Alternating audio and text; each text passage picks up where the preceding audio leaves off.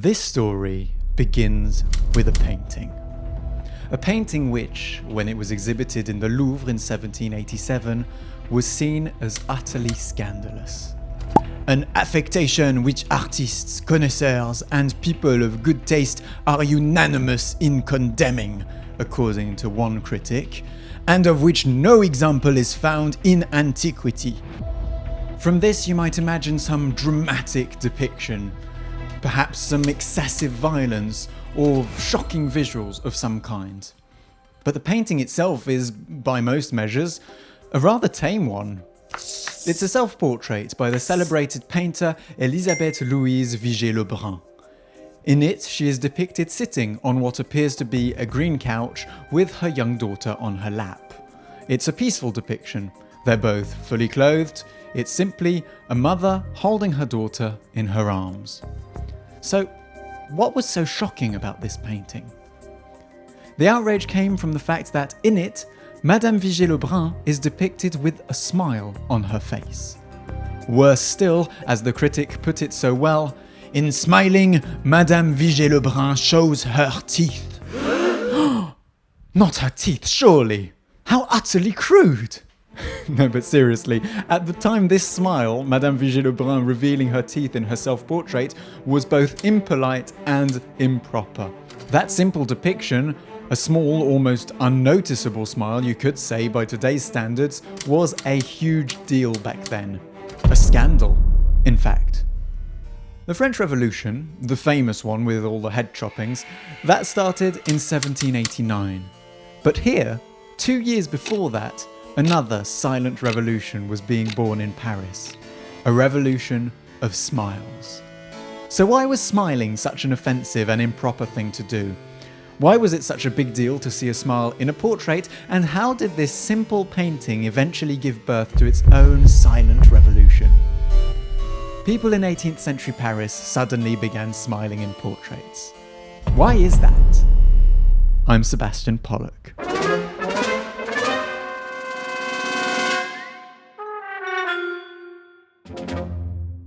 This episode was researched by Regan Ebsworth.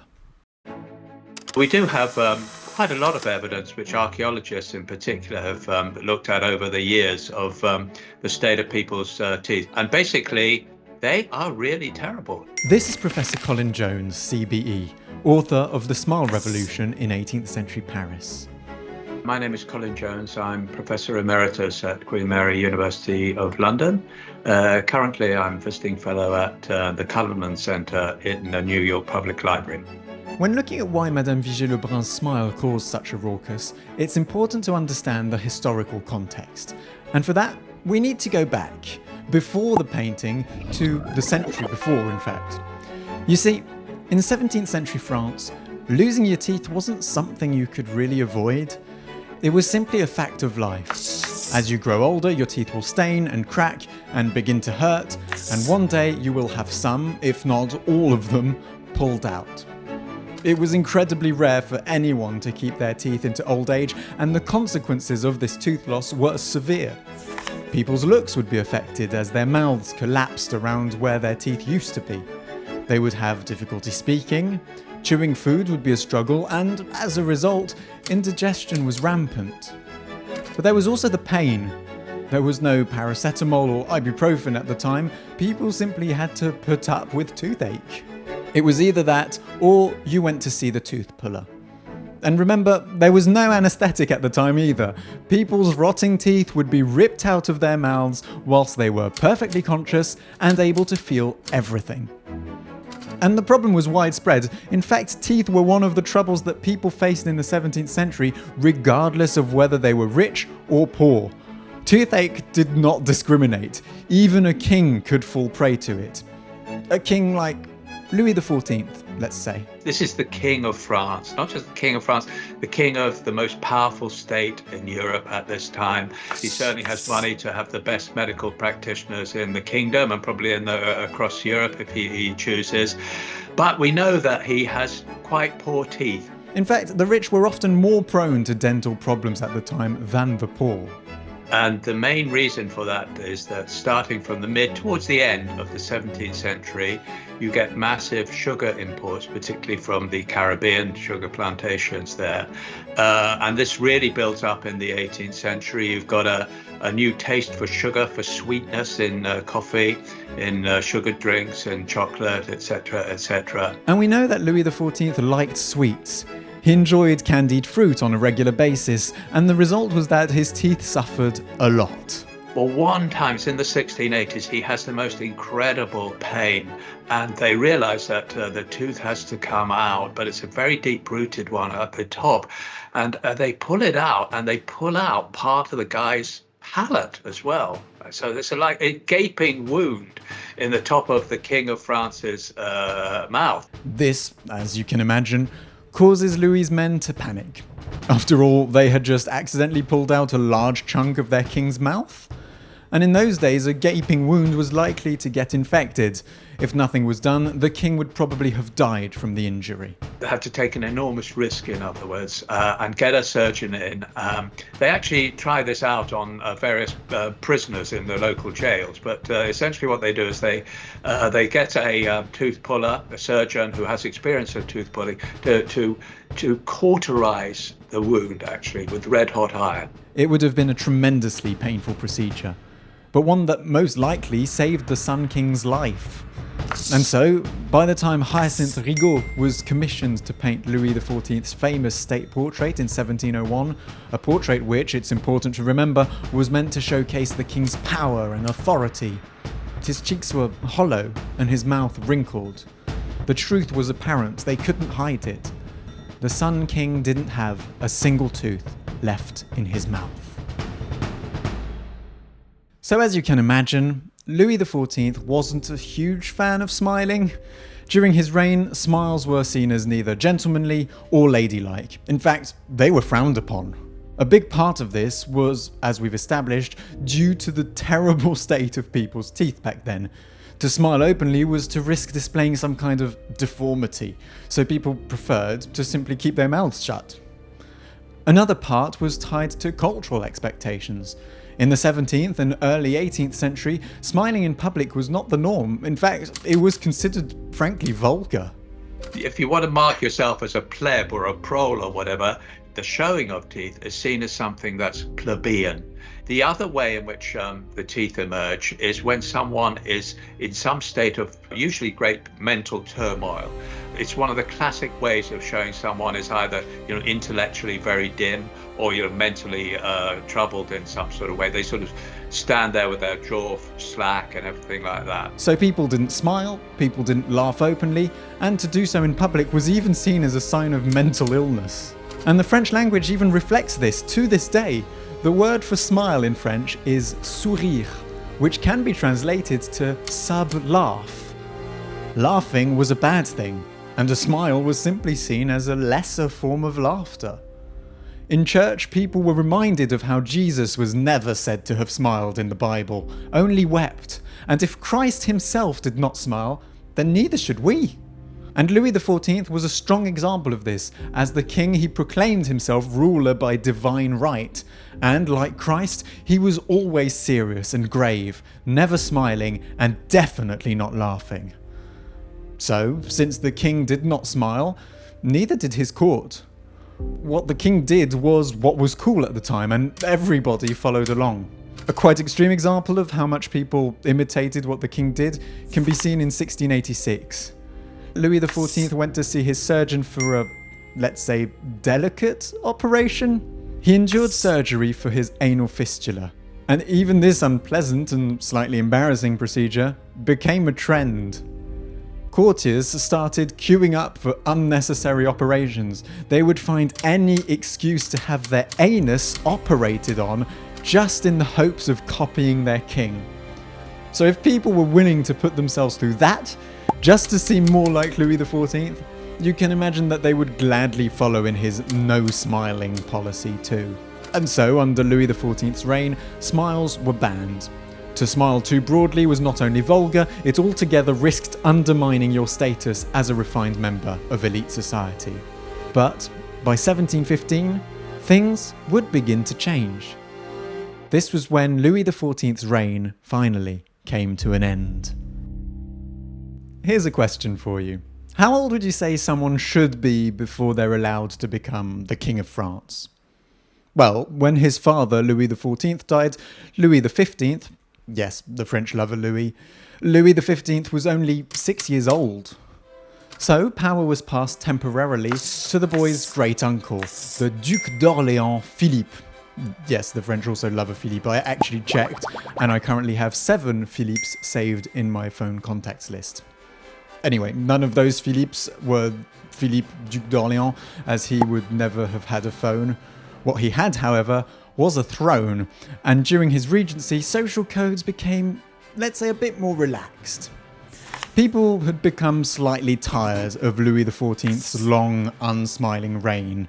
And when I say long, I'm not joking. Fun fact, Louis XIV remains the longest serving monarch in the history not just of France, but of the world. He was King of France for 72 years, followed closely by Queen Elizabeth II, who had sat on the British throne for 70 years by the time she passed away in September 2022. So, when Louis XIV finally died, France went through a brief period of freedom. Between 1715 and 1723, there was a boom in satire and in playfulness. And along with those things, there was also an increase in laughter as social codes became more relaxed and witty conversation was reintroduced into court life. But when Louis XV came to power in 1723 at the ripe old age of 13, he brought back his father's stiff formality and solemnness. But by then, Paris was no longer tied to the moods of Versailles, not in the same way as it had been before at least. Over the following decades, the city developed its own culture, one of vibrancy, of theatre, and of new literature. By the 1760s and 1770s, this new Paris became influenced by what would later be known as the Age of Sensibility. People are showing their character, if you like, through the way they behave, and they're behaving in a very courteous, sociable, friendly way. People started to show emotion. They began responding more to sadness, to beauty, to love, to humour in the art that they consumed. People would cry at the theatre or react to what they read in a good novel. It became not only acceptable but even normal to express emotion, and this new sensibility affected people's attitudes towards smiling. When you look at under the court of Louis XIV, for example, when people talk about the smile is usually seen as something that's rather arrogant. People smile down on people. They smile ironically or sardonically down on people to show their superiority. Whereas before a smile was seen as descending, now it had changed. This new smile was softer, more sympathetic. It stopped being a smile of weakness and instead evolved to become a form of evidence of sensibility and of moral refinement. It's a horizontal smile between equals. It's a sort of democratic smile, if you like, which of course is very fitting. And so, by the late 18th century, Paris had started to embrace this new smile. A smile which expressed virtue, feeling, and grace. This is the point where you might be wondering, but why? Where did this sudden shift come from? A part of it likely comes from another new development of the 18th century, and that development is the invention of dentistry.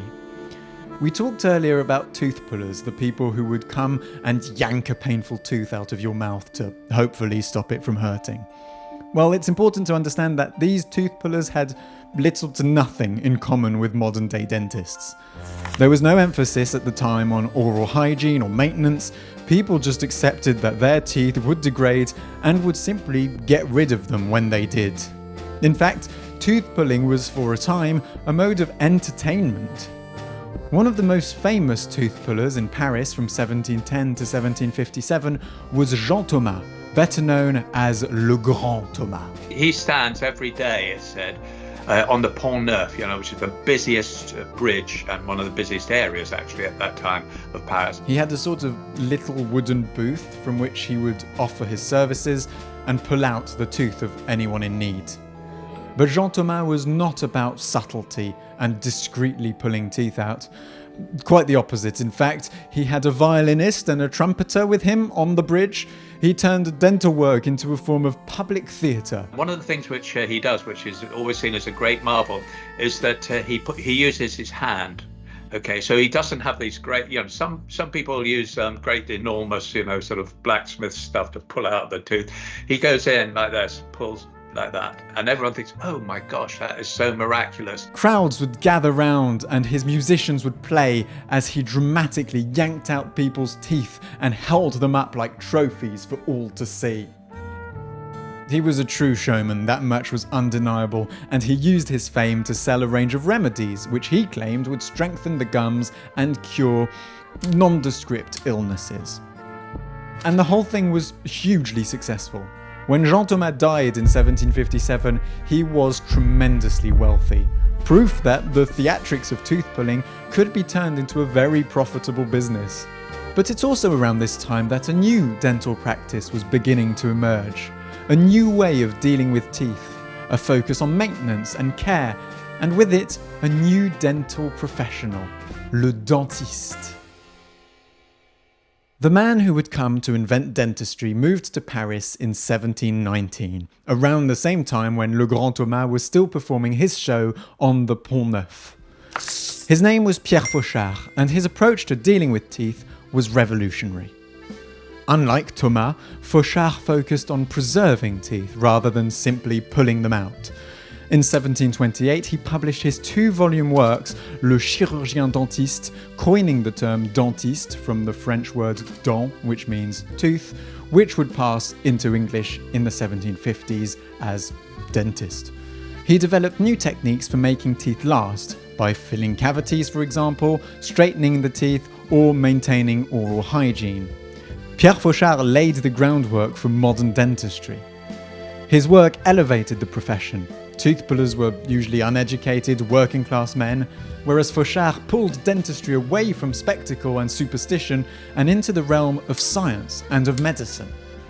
He also found that a person's lifestyle could affect the lifespan of their teeth. Spicy foods, sugar, and even smoking were all identified as threats. Fauchard encouraged daily cleaning of the teeth as well. He recommended rinsing the mouth, although he also recommended urine as a good mouthwash, gently rubbing a tooth and picking it, although he was also opposed to metal toothpicks and to toothbrushes, which were quite a new invention at the time. He also avoided harsh whitening agents, which he didn't like. And thanks to Fauchard's innovations, by the mid-18th century, the French became more and more interested in maintaining their teeth.